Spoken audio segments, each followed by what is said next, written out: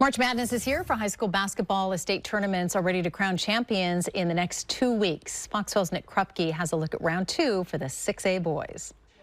While the girls' Sweet 16 is set for Saturday, the guys took center stage on the 1st of March to punch tickets to the state championships at Child Center in 6A, Linfield for 5A, and Forest Grove for 4A. Westland, 18 seed, already an upset over Jefferson. On the road in the cage of the 2nd seed, the Southridge Skyhawks. Late third of a tight one.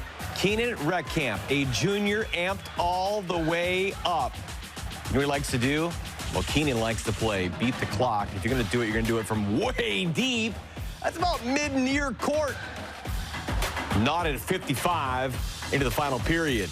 In the fourth, that lineage at Westland point guard. Of course, all those greats, Peyton Pritchard, Jackson Shelstad, and now Pat Viavla. The Lion freshman roared all year and won Lions into the lead.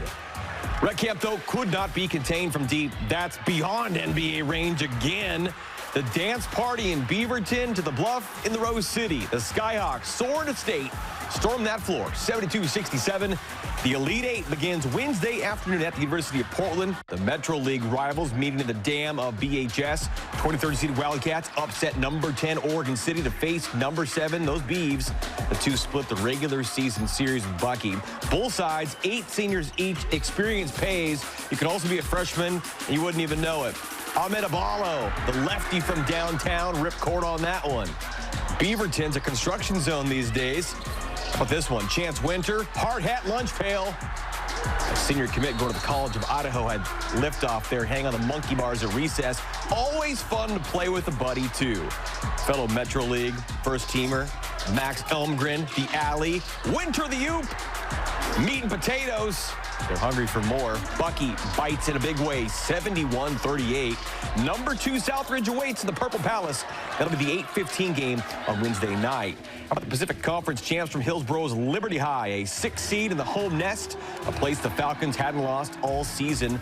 But Grant takes guff from nobody, 2nd in the PIL. The 11th seeded Generals always prepared for battle under first-year head coach Sean Brownhill. This a track meet. Just pinpoint perfect passing in the paint to Quincy Scott. Falcons in timeout. Good defense leads to great offense.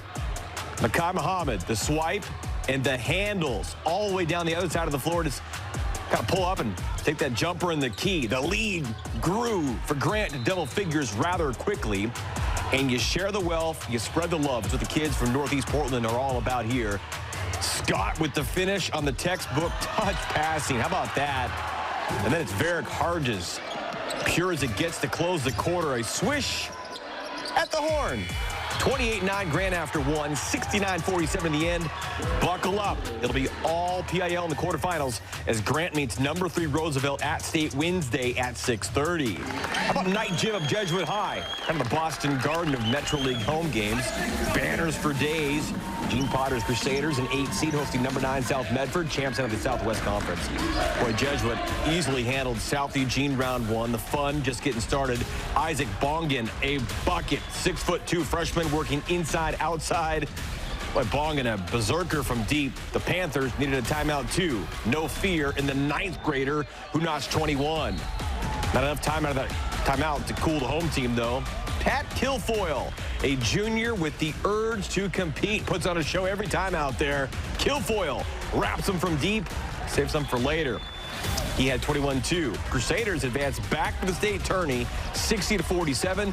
They'll draw number 1 Central Catholic at Elite 8 Holy War on Wednesday up on the Bluff, 1:30 in the afternoon. Tualatin and Barlow will be at 3:15. Saturday is title day in Washington. The Camas girls are back in the 4A championship. The Papermakers, state runners-up a year ago, will roll up to the Tacoma Dome to capture the potential school history for those makers. Plus, the small schools in Oregon will crown girls and boys champs. 3A in Coos Bay, 2A Pendleton, 1A Baker City. In studio, Nick Krupke, Fox 12 Oregon.